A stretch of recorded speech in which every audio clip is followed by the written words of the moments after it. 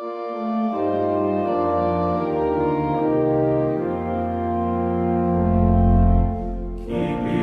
the real Reformation alive, one topic at a time. Doth protest, doth protest, doth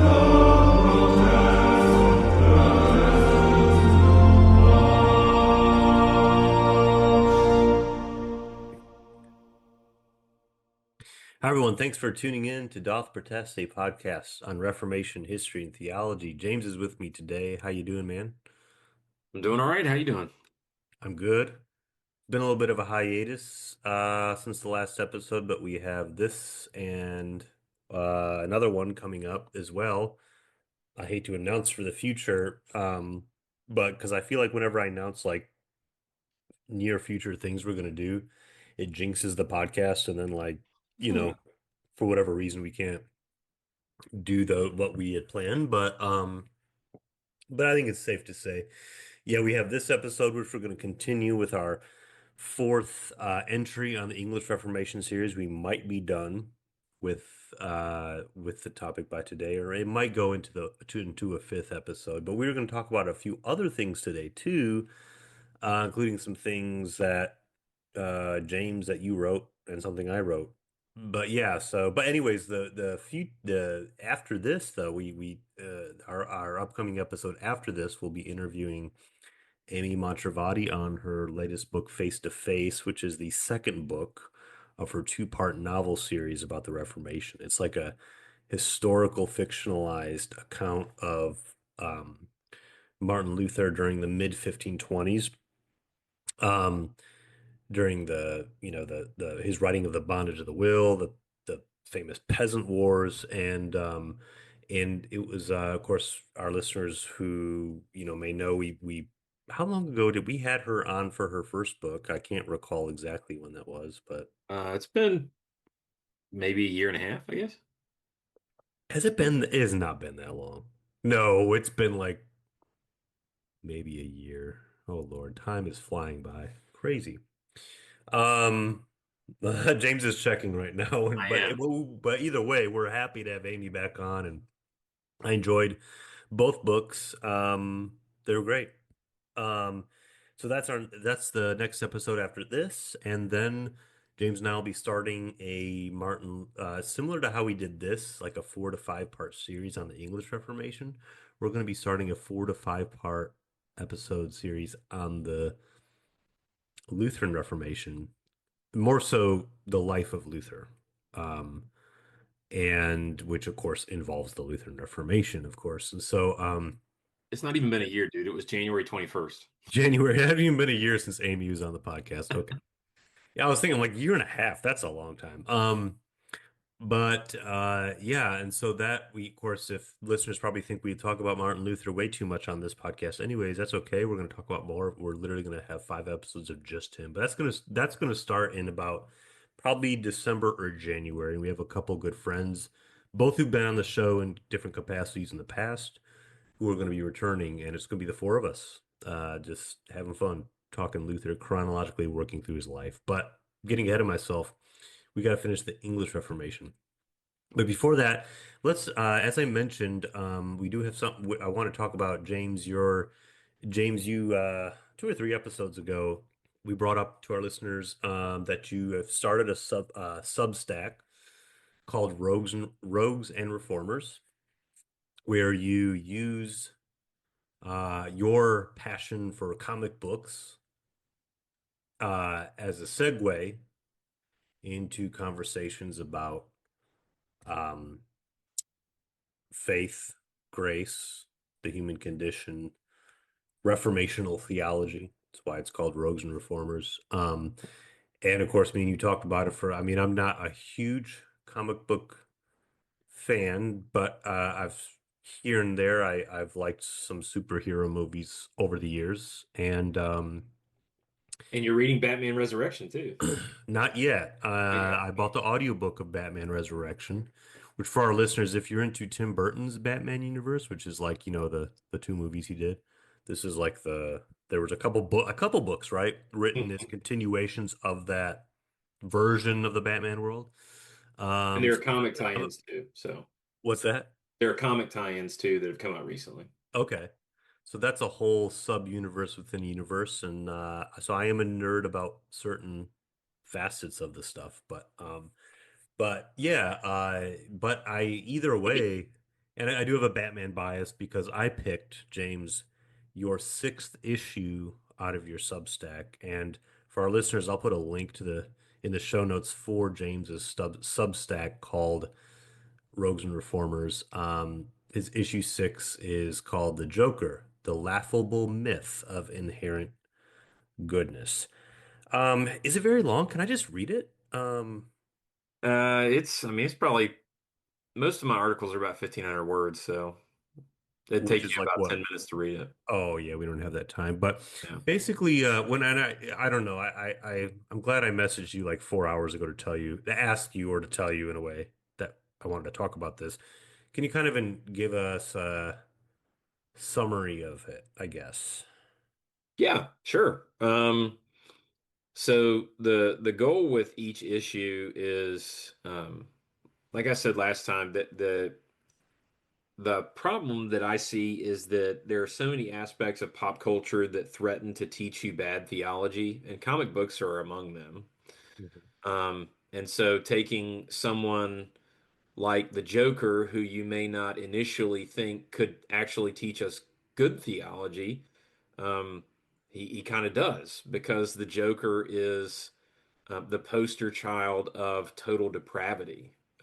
The idea that we are in toto completely, systemically um, sinful. It doesn't mean that every single aspect of us is bad, but it does mean that sin has a totalizing effect upon the human person. Um, and so when it comes to the Joker, he is sort of sin, you know, let go and sort of chaos, reign, let reign. So I each issue I'll give a background of any of the characters that I'm writing on. So I wrote about that, and then I started talking about. I use that as a jumping point to talk about what evil is and how um, Roman Catholicism, I think, actually gets evil wrong biblically. Um, the most common way of talking about evil is the Augustinian view that evil is the privation or the absence of good. So it's kind of a negative definition of evil, as in there's nothing, it's not an entity. Right. Okay. And then Yeah. evil's not an entity, it's just like a vacuum where there is no good. Right. And that sort of I think does violence to the text of Scripture because um, there is a personal being who is associated with evil from Genesis to Revelation, and that's Satan, the devil, what have you. He is variously referred to as the father of lies, the serpent, the ruler of demons, the ruler of this world. Um, and he is he's a personal force. So it's not this philosophical abstraction. It's actually a real thing. And evil um, affects human nature. Sin obviously affects human nature. Um, this was one of my more maybe polemical issues, which got me multiple comments from one of my own parishioners who I love to death and who is very erudite. We had quite a long conversation um, And about listeners can read the whole back and forth probably in your comments, right? again, yeah. And we talked more about it offline too, which was good. But he and I have different views on this. And so the Roman Catholic position is that original sin is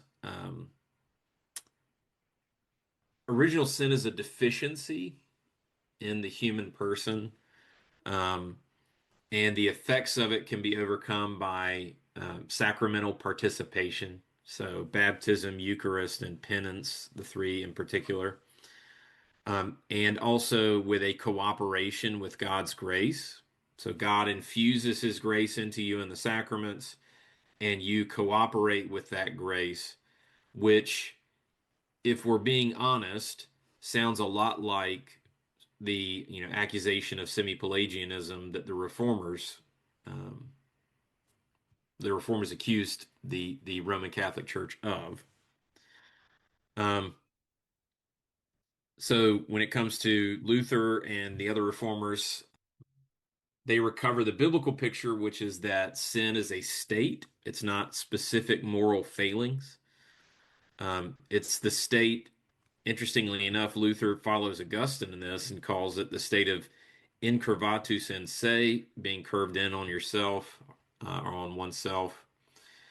Um, and that gets down to that drills down to what I think is one of the biggest problems in comics, pop culture, and in Christian theology today, which is the belief that all people are inherently good. That's the belief of Pelagius. He taught that all people were inherently good, all people were inherently able to um, do what the law commands. Um, and what's funny is that Pelagius didn't, and no one else did except for Jesus. So his thesis fails. Um, It's funny. I get your parallel to the same thing. Our modern day, and those are my dogs barking downstairs that people may hear. Do you hear them, James? nope. Okay. Um, but I get to an extent, I get the parallel you make between what Pelagius believed and what are the assumptions of our modern day. But I mean, of course, we had going back now years on this podcast, we had Ben Madison as a guest, and Ben Madison saw kind of the modern dilemma, the modern heresy, if you will, as people kind of see themselves. They start out in this world, they start out in life as a blank slate, as like a blank canvas that you can make whatever you want on it. You can paint however your life turns out, whatever you end up doing with your life has yet to be painted, has yet to be written. But um, that kind of idea, of course, is not a biblical or Christian idea because it leaves out the fact that, of course, as you talk about, a very active, real entity of evil that unfortunately and sadly operates and works on us all. Or not operates, it's not it's God operates on us to heal us, but affects us all. Yeah. Sin affects us all. And so um it's this whole it's kind of a myth that, we're born clean and then the world ruins us. It's like, well, why is it that the world ruins us? I mean, it's kind of like a chicken, what comes first, the chicken or the egg? Um, I would say the reason why there's corruption and brokenness in the world, that stems from fallen humans. It's not the other way around. Hmm. It's not that humans become fallen because they get corrupted by the world. It's the other way around. Um, we are the mess we make. What's Uh, David saying that he was a sinner from his mother's womb? yeah, it's biblical. It's Psalm. Is that from the Psalms? Mm-hmm. Yeah. Which Psalm? Quizzing you now. 50? We're not Baptists. We don't memorize chapter and verse on this podcast. But we've had Baptists on the podcast who may, but Right. Right. but they wouldn't say they're saved by it because they're good Reformed Baptist and not Right. Indian Baptist. I'm sorry, picking fights here now. But 51. anyways, Psalm 51. you were talking about, yeah, I went on that whole kind of rabbit hole, but we were talking about the reality of sin So and so yeah, yeah, so like the problem, like in comics and in I think poor theology, what you actually get is a lot of synthesis here, um, a lot of a lot of sympathetic um, statements, one for the other, which is that you have a high anthropology, a high view of human ability, human agency, and sort of an optimistic view of human ability and human agency. Um, and so, one of the things that when I was writing this article, it reminded me of was the meme that came around, a couple of years ago, where it was on one side, Pelagius said, um, all people are inherently good, and then on the other side, Paul says, at sinning. Yeah.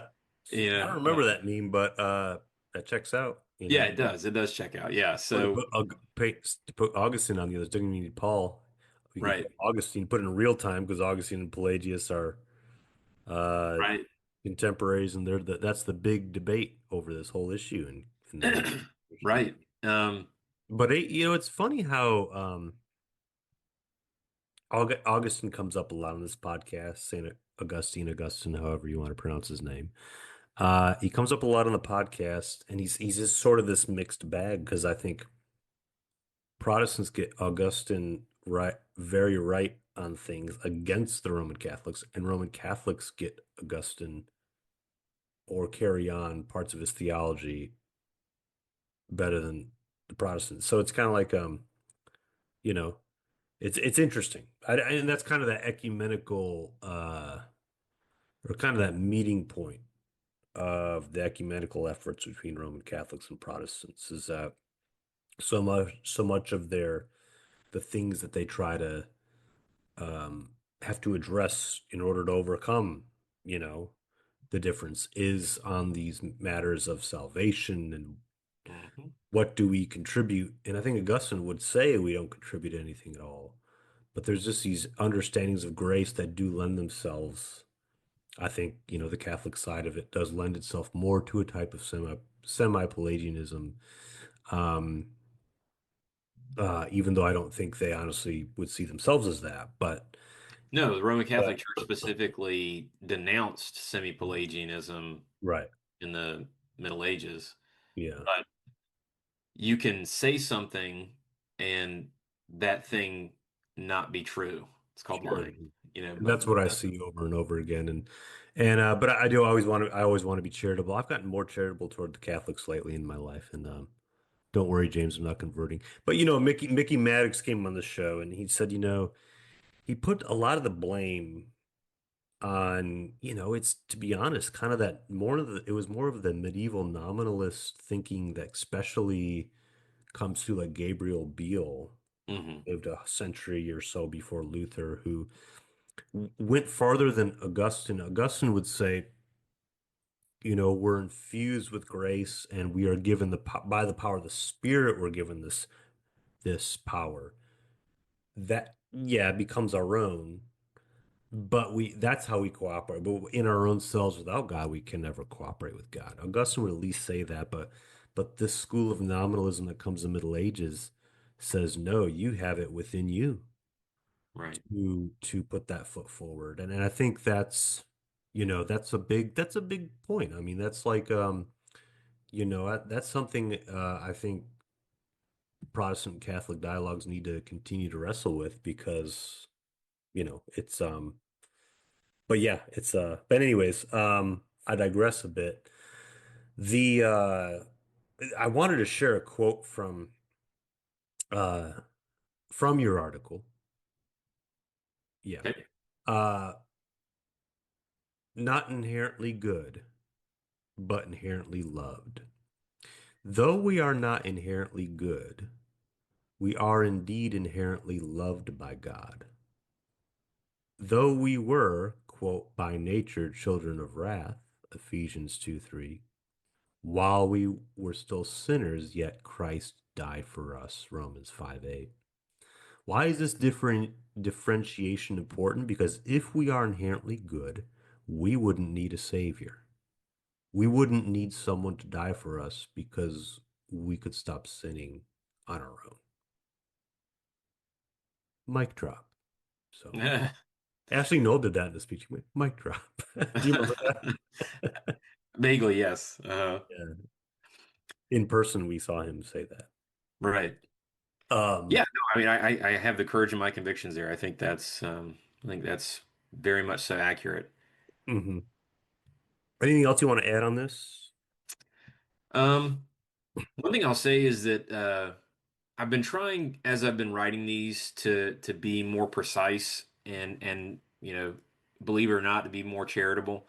So when I have been writing against certain um, Roman Catholic beliefs, I'm treating them more as like medieval aberrations that Mhm. have led to um, bad theology today. So like what you're saying with Gabriel Beale, the nominalist school, um, the sort of movement away from Augustine towards a sort of hyper Thomistic um, and you know post Thomas theology. Um, so Yeah. yeah, Well, I think, and that's the thing. I don't think Thomas would not have endorsed Beale. In fact, it was a very well, it had a much higher view of the human will yeah, than Aquinas would have given. Um, but I like what you said earlier.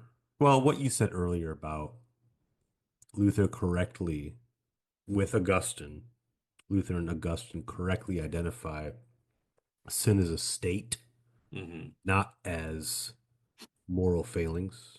Moral failings, that's putting the cart before the horse. Moral failings are what comes out of this state.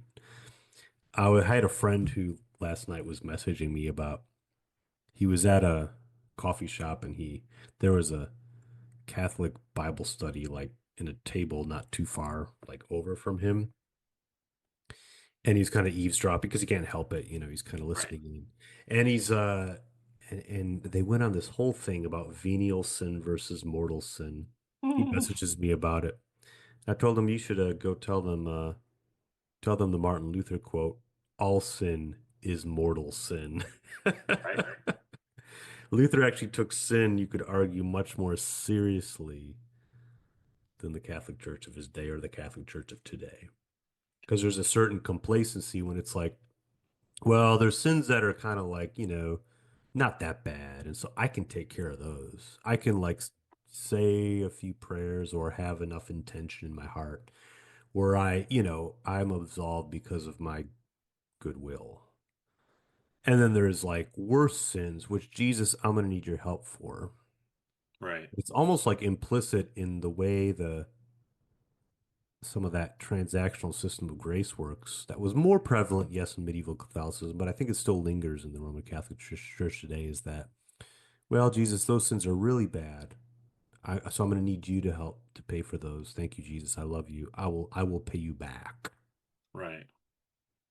I mean, they're not explicitly saying that, but it's implied. It's like, through these through these special intentions and maybe even saying a certain kind of prayer so many times or letting works of mercy flow through me out of like that will make up for the fact that I did this.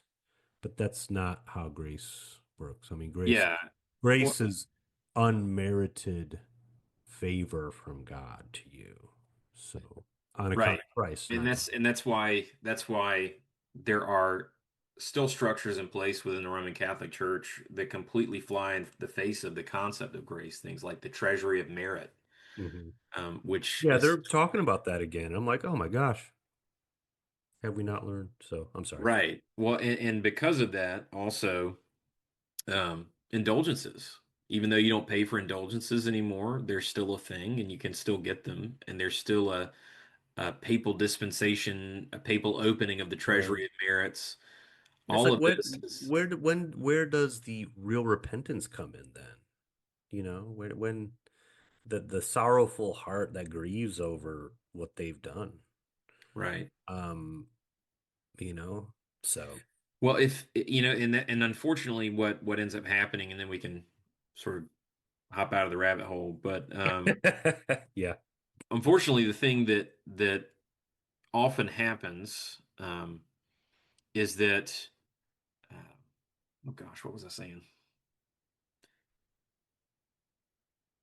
Oh, repentance becomes sort of a means to an end instead of an actual recognition of sin. It's just that okay, I'm gonna act sorry for this because then I know I'll be forgiven, and then I can just start sinning again, and then, Right. Yeah. continue going through the process, um, Right.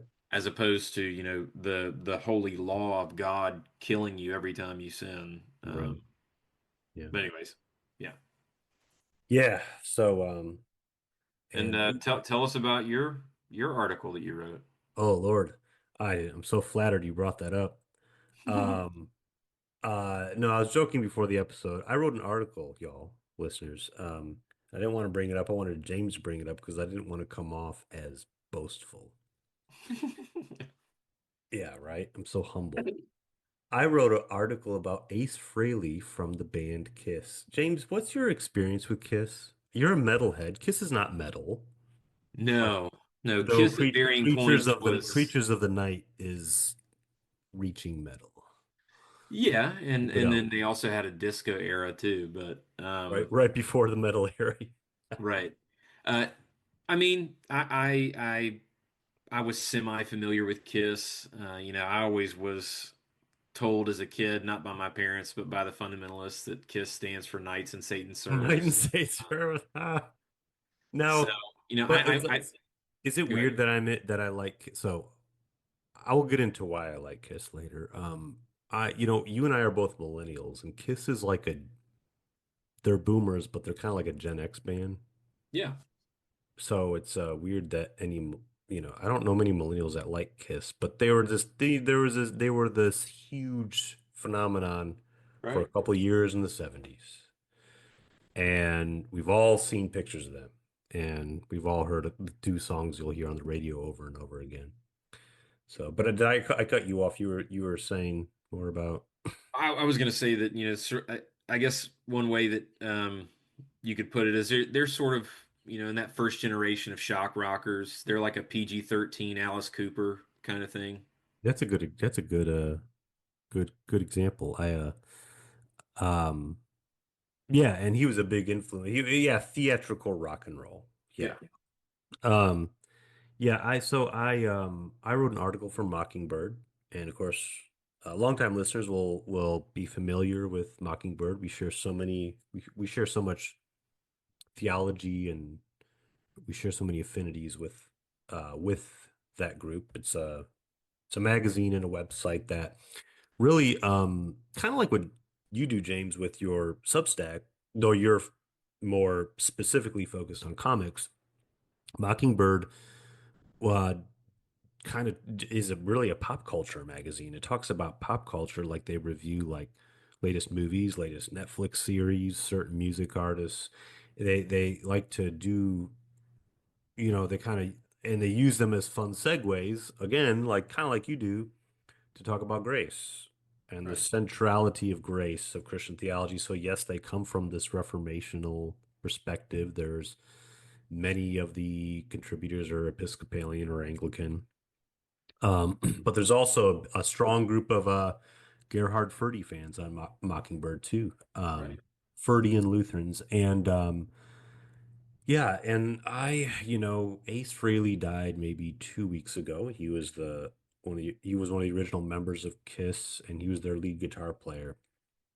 I liked Kiss for uh I've always like enjoyed there's this core little group of Kiss songs that I've always like gone on occasion to play because I've enjoyed them a lot. But I'd never admit that to anyone because I mean, Kiss it's looked down upon a lot of times if you like Kiss or listen, because they're all about the spectacle. They're not, it's not real music. And I would really challenge that after kind of just really take listening to them more lately and then like kind of just listening to other classic rock bands and I'm like there's no reason to say that about Kiss than so many music artists, past and present. And so, um, but Ace Frehley always was a unique person of the group. And I wrote an article for Mockingbird basically. I found myself the several days after his death just like I felt I was like grieving, man, and it was weird because like I don't celebrities, and of course we've had we have celebrity deaths all the time, I feel like now, because there's a whole Right. generation of celebrities we grew up on who are dying or and it's not like people most of the time it's not like someone and actually you have a relationship with who dies. It's you a celebrity dies, you usually think, oh well, that's sad, but then you move on. It's not someone you knew. Um, but with I described in the Mockingbird article how when Robin Williams died 11 years ago, I felt like a grief that I wasn't really expecting. I found myself kind of reminiscing a lot about him and the movies that I watched as a kid growing up. Then I found myself doing this with Ace Frehley Yeah. right after he died, and I attribute it to like I think it was this kind of his stage persona and the type of the solos he played, which were very melodic and very like they get stuck in your head. Like I would get those stuck in my head. I don't get Kiss songs so much stuck in my head. I'd get those solos, like the Love Gun solo, which is Okay. amazing. He also had a solo on a song called Under the Rose from the Elder, which is the laughing stock album of Kiss, because it was them trying to be Pink Floyd and it was a flop. But that solo, it was like a concept album. But that solo was really good. And so I just and then but then who he was as a person, just this laid back, such a like uh, you know, um he would just brighten up the room because his personality. So he just seemed like he would have been like such an approachable, laid back person. And I won't spoil anything, but he had some, I don't know where he was, where he would have identified as far as in his faith or spirituality. He was raised a Lutheran. Funny enough, I knew some family members of his who went to the same Lutheran church I went to uh, school at in Michigan for several years. He's not from there, but he's from New York, but he has some family there. And but where was I going with this? Oh, but anyways, he did reveal some things in an autobiography he wrote back in 2011 where he opens up a little bit about spirituality, including a profound moment where he opens the Bible when he's in a really troubled time. And I won't spoil anymore. I'll put a link in the show notes for listeners for that episode. And I don't care if people are on here judging me for liking the band Kiss. I will own it. And you can go listen to your whatever you listen to, and I'm okay with that. So long as it's not I jazz. won't judge you. What's that? What's that, James? That's so long as it's not jazz. That no, you can listen to jazz. I will look up. I will Come on, look man. up You know some. how to get that dig in. Yeah. So that's my life. My life is like listening to like Wynton Marsalis and Kiss. I should do like those AI, those AI music creators. Hmm. Can you create a sound for me, AI, that sounds like Wynton Marsalis meets Kiss? That'd be That would be interesting. ridiculous. That would be very interesting. But yeah, very eclectic, I guess, right? But no, Mhm. anyways, but yeah, I'll put a link in the show notes, and I don't know what you read it. I sent it to you. They edited down, and I'm glad how they edited. I'm glad how it turned out. I did. There was stuff in there that was obvious that was not ultimately needed, and the way the form it was published as in the Mockingbird article, I was very appreciative of. Shout out to Todd Brewer and the people at Mockingbird for letting me do that because I'm not a regular contributor to them. I've actually never written a. I'm surprised I've never because you've written for them a couple Yeah, a things. couple Yeah, times. yeah. So, but yeah, No, I appreciated the article, and I didn't read it in its final form. I read it when you sent it to me. mm, So I read the longer version, and yeah, I mean, a lot of it is just sort of your lived experience and love for Kiss, sort of unabashed, unashamed love for Kiss, which perfectly fine, man. I mean, if anybody makes fun of you for it, they're like, I see you're judging. Listeners can't see his face. You're judging me deep down. no, I'm not judging. No, I mean, people judge me for listening to metal, so it doesn't bother me at all.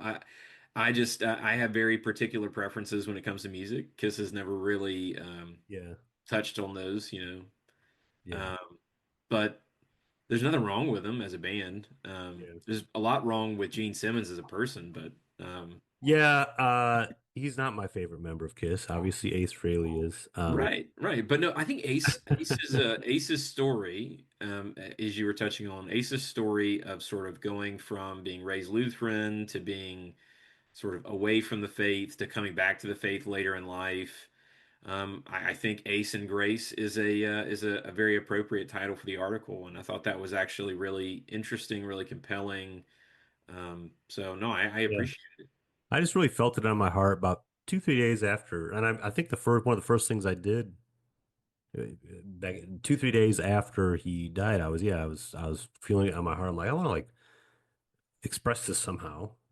Uh, and I was reading that autobiography, and I came across that, and then I think one of the first things I did was message you. I'm like, I think I'm gonna see if Mockingbird will publish something I write for Ace, and they Mhm. did. So thank you. And David Zoll's a Kiss fan too, so he actually has a Kiss. Remember he had the Kiss, the Funko Pop, Right, those big head things that they make thing for everyone, right. every franchise.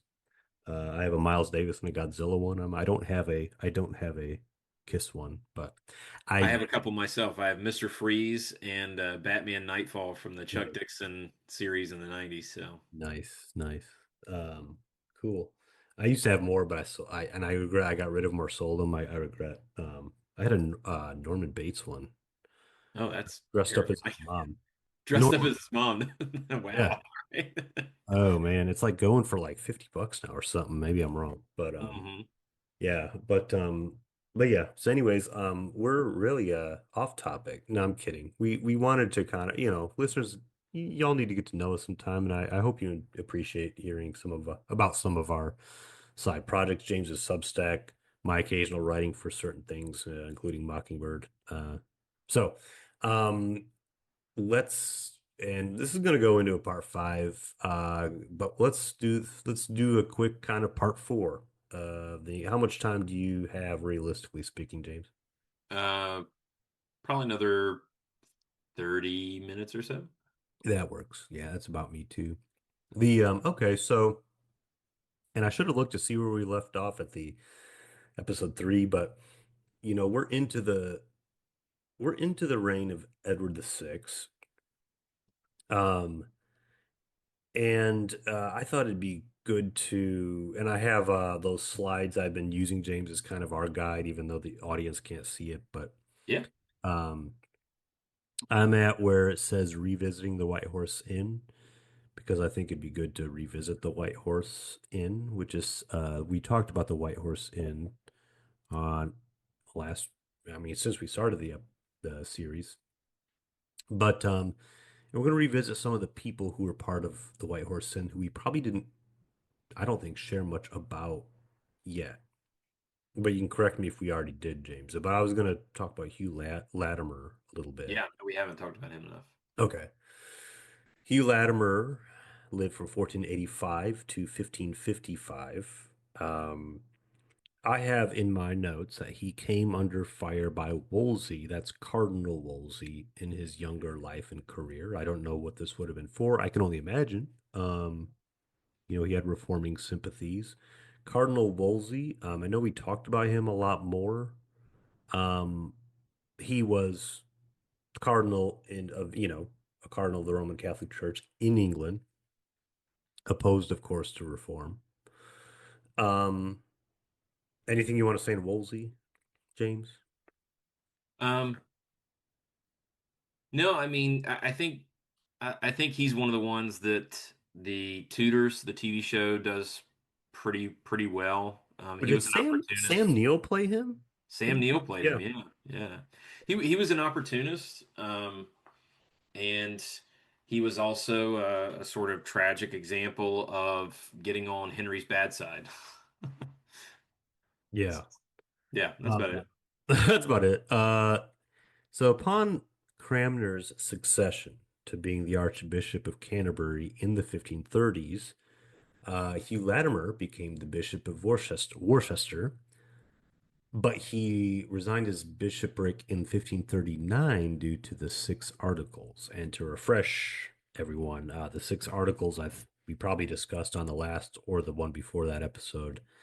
That was when 1539, when the 1540s came around. Uh, Henry is, still king of England for another several years.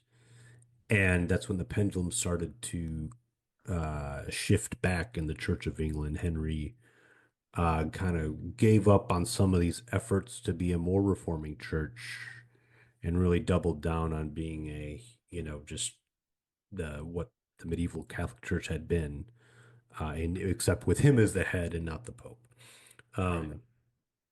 And I can't recall specifically what each six article was, but it had to do with the celebration of communion and one kind, whether priests can get married or not. Right? He was basically reinstating, you Right. know, Catholic practice and Catholic doctrine in the Church of England. Of course, Yeah, but it was pretty devastating. I mean, yeah, it was a seismic return, seismic shift, a return in every meaningful way.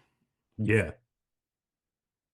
and meaningful. Yeah, I mean, it made some room for but Protestant stuff, but it was like more of the secondary thing, not the essentials. And but of course, this only goes on until 1547 because that's Henry VIII, of course, dies in 1547. And when Edward VI becomes king, Latimer became his chaplain. So he gave up a bishopric years before, but becomes close, has a close, you could maybe say influential. Of course, Edward VI was surrounded by, for better or worse, people that influenced him. And just to kind of, I'm going to share a quote from Hugh Latimer. And of course, there's a modern day, before I share this quote, the Latimer Trust. Hmm. I'm sure, James, you have books from published through the Latimer Trust. Yeah, I've got They're one by Packer, one by Bray, I think. right. It's a good kind of Anglicans of evangelical or reformational persuasion. That's kind of a publishing house for it is. It's a publishing house for that. Yeah. Those voices. Um, Hugh Latimer says, on preachers, he says, he hath then a busy work, I say, to bring his flock to a right faith, and then to confirm them in the same faith, now casting them down with the law, and with threatenings of God for sin, now ridging them up again with the gospel, and with the promises of God's favor, now weeding them, and making them forsake sin, now clodding them by breaking their stony hearts, and by making them supple hearted, and making them to have hearts of flesh. Uh, that's long gospel theology, Hmm. um, articulated in this by this Anglican Latimer. Um, yeah, very. And there's a picture that we can't see, or that we can see, that our listeners can't see. But listeners, if I describe it, you may. It's a picture on the left. It's Latimer in a elevated pulpit, leaning over, preaching passionately with his hand up, and the king, King Edward VI, the boy king, on the right, on the other side, as his audience. There's several people in the audience, but the king is on this high throne, elevated above the rest of the audience, and it's Latimer preaching to the king. I mean, he's the king's chaplain, and I think he probably took that role very seriously. Took it in a way of like maybe not admonishing the king. That might sound too harsh, but like exhorting and encouraging the king to promote the English Commonwealth as a place of where the true faith should uh, be and be preached and maintained. So, any comments on Latimer? Um, Latimer and Ridley, both Nicholas Ridley, both were a lot like Cranmer, um, in the sense that they were Lutheran on justification, Reformed on the sacraments, and were, I think, um, pretty intensely so. Um, I mean, I believe, if memory serves, and this is jumping the gun here, but Ridley and Latimer were both executed because of their denial of transubstantiation, right? I think that I among mean, other, that was the official charge, I think. yeah, the official charge. Mary just hated Protestants, so she wanted to kill Yeah, as yeah. many as possible. And yeah, and of course Cranmer recanted, and then he recanted his recantation, and Right. they were burned together. Yeah, yeah. The Oxford Martyrs, as they're called. Cranmer. Cranmer and Ridley were burned in 15. Oh, So that, they were burned like 6 or 8 months before uh, Ridley and Latimer were burned 6 to 8 months or something like that before Cranmer was, that's right. and he watched it from his window in his jail cell. Yeah, all at the Tower. Hmm. Yeah, been there. You been to the Tower, London? I have, yeah. When were you there? It was 26 years ago, but yeah, Oh, I've you were been. young then. I had my 10th birthday in London, Oh, actually. did you? Yeah, I didn't know about this. That's you were yeah, their parents, I assume. yeah, yeah. So I mean, it was October of '99. So that's yeah, Yeah. it's been quite a while ago. Wow. I was there in 2017. Yeah. Yeah, it was just no, I wasn't 30 yet. I was 29. But yeah, that uh it's just such a neat little I mean, I would never picture it as a place of beheadings and executions. It's just a lovely little lawn there and a big yeah. But anyways, speaking of Ridley, let's talk about him now. Yeah. Nicholas Ridley lived 1499, and he was killed in 1555, executed. Nicholas Ridley was a fellow and later master of Pembroke Hall, Cambridge. He had a significant impact on Cranmer's shift to Reformed theology of the Lord's Supper. So he's the one to blame, James. He's your public enemy, number one. Yeah. But and he's noted for preaching on improving the conditions of the poor and the sick. One of the reasons for the foundation of Christ's Hospital and St. Thomas Hospital. I have that in my notes. I don't know exactly where those are in London somewhere, I assume. Or could Yeah, be. maybe so. Yeah. Here's a quote from him. Let us not then fear death, which can do us no harm, otherwise than for a moment to make the flesh to smart. For that our faith, which is surely fastened and fixed unto the word of God, telleth us that we shall be anon after death in peace, in the hands of God, in joy, in solace, and that from death we shall go straight unto life.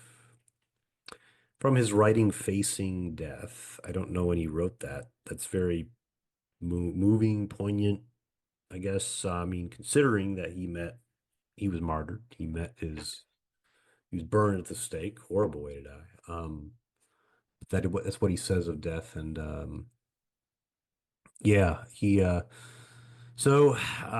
that's Ridley and Latimer. I think there's also a Ridley Institute or Ridley Trust, Ridley Right. Institute. That's Both of them. South Carolina in Charleston. Oh, that's in South Carolina? Hmm. Okay. And they're a publishing house too, or they're teaching. They're more than just a publishing wing. They also do a lot of teaching. Okay. So it's sort of like Davenant Hall, but a step beneath that. Okay. Um, so let's talk about the Edward's death. Edward the Sixth doesn't live very long. He dies as a boy king.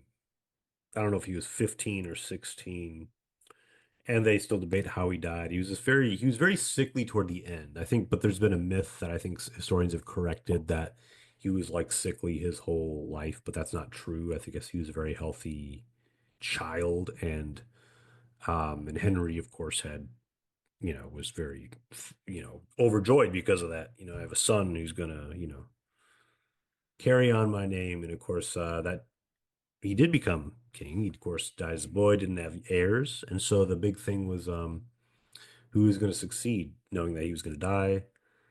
Mary Tudor, Henry's oldest of his three legitimate children.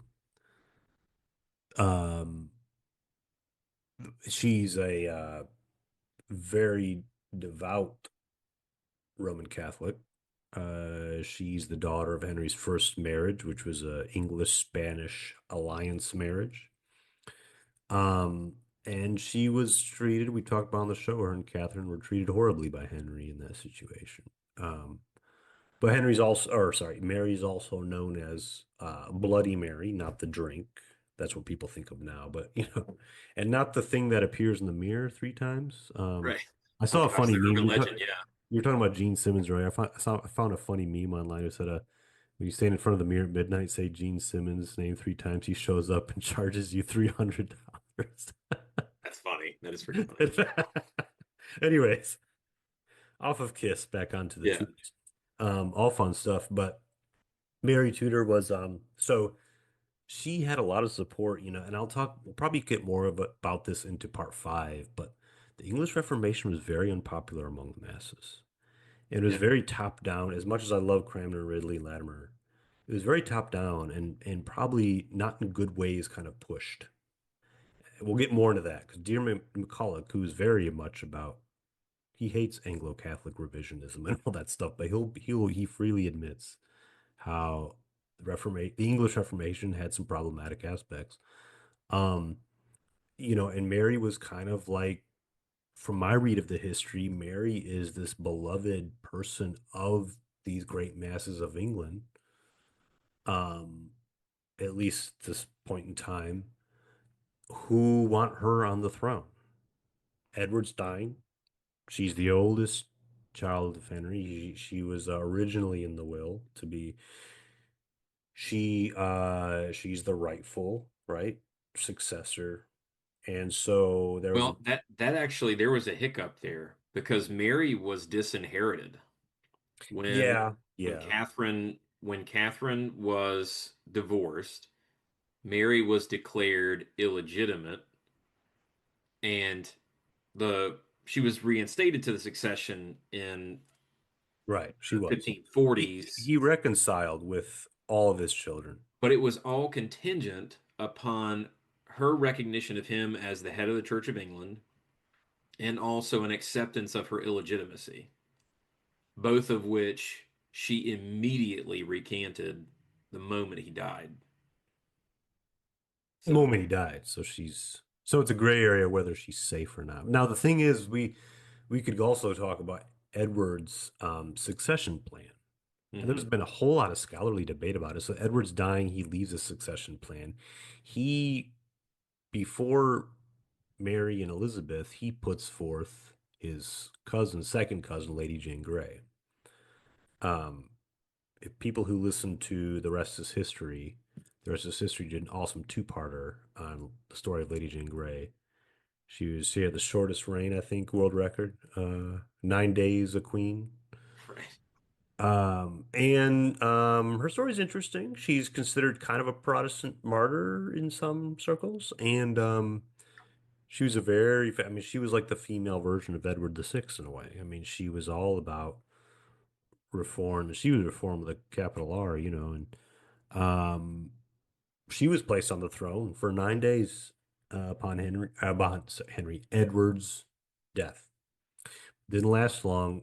Mary Armies were raised, as I just said. Mary's popularity was high. Armies were raised to topple Jane, uh, and um, and put Mary on the throne. So, and of course, that involved, a lot of people were then they were in line to be executed because the King's Council, Edward's Council, were all committed Protestants, and they wanted. Some of them were kind of plotting, scheming, Machiavellian types, you could say, arguably. Others were more, earnest, genuine people. But, the tables had turned on them now. Right. So, you know, Jane Grey. Have you read or listened or watched any Jane Grey stuff? Well, I listened to the episode before I was a part of the podcast where you talked about Jane, Yeah, that our scholar. episode we had John Stephen Edwards, and it was the audio turned out terrible. And John Stephen Edwards, if you're out there, I kind of want to bring you back on, and maybe get you and maybe another person. I just think it'd be good to do another episode about Jane Grey. She's on the cover of our podcast artwork. So yeah, she's significant, you know. So I think maybe this is not a valid question or concern here, but Henry officially stated that Mary was to succeed him when he died, but or when Edward died. Mhm. But Edward changed the plan, and as the king, he had the authority to do so.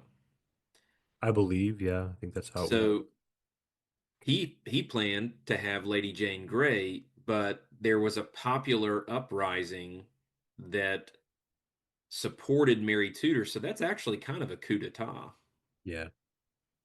And and officially illegal, yeah, except for it was supported by the people. So her reign was actually illegitimate. you could make that argument.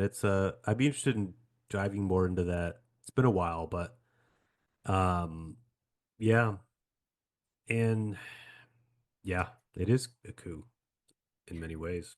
Peter Marshall's book Heretics. Oh, what's it called? Heretics and believers. Yeah, heretic. I couldn't remember if it was believers or unbelievers. Heretics and believers.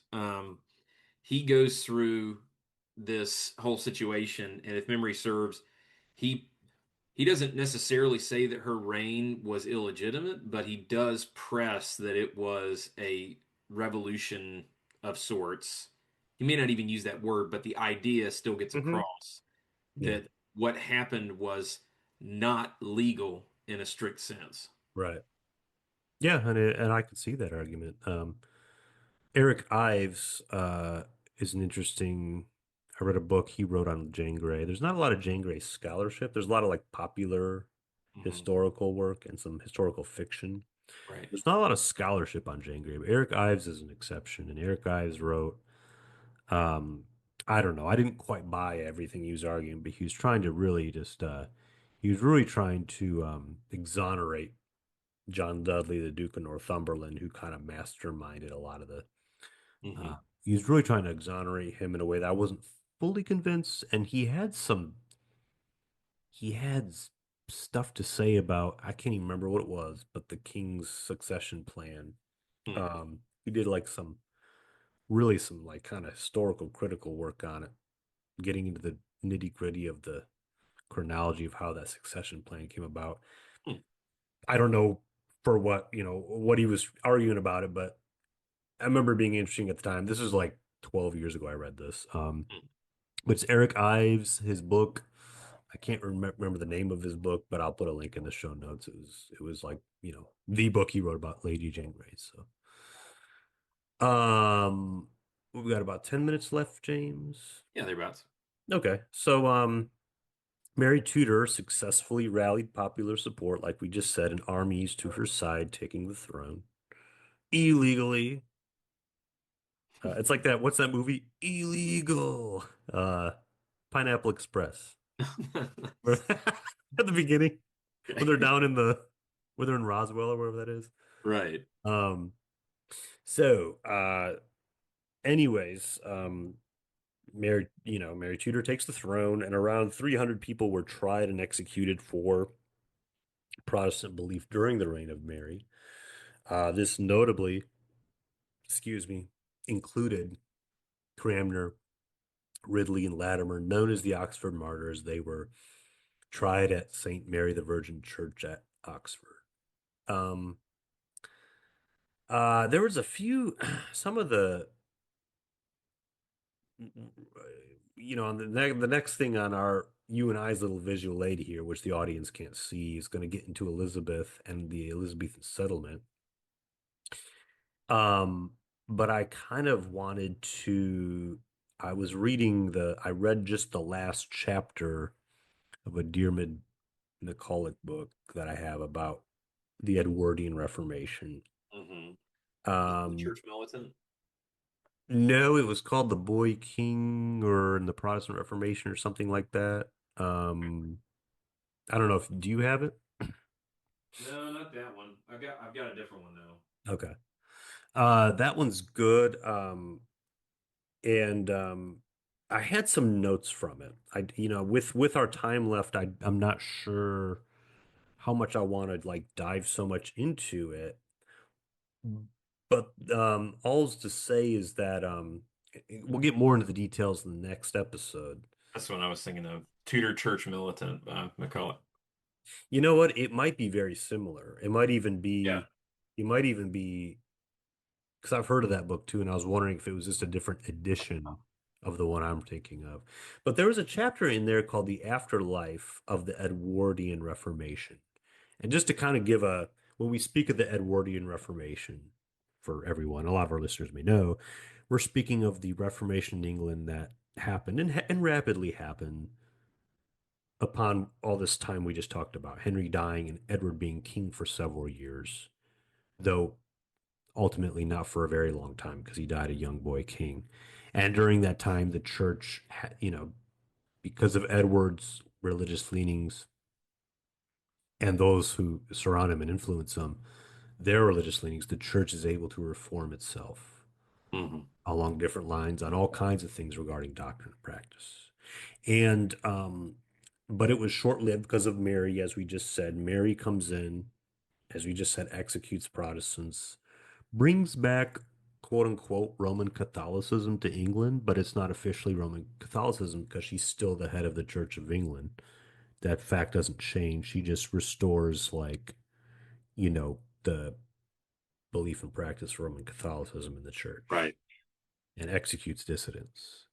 Um, so the Edwardian Reformation ends there, but then Elizabeth, and we'll talk more about Elizabeth in the next episode, but Elizabeth restores much of the Edwardian Reformation, but arguably not all of it. And I think that's Hmm. going to I think the next episode is going to be interesting because the more and more I was revisiting this history, James, the circles you and I hang out with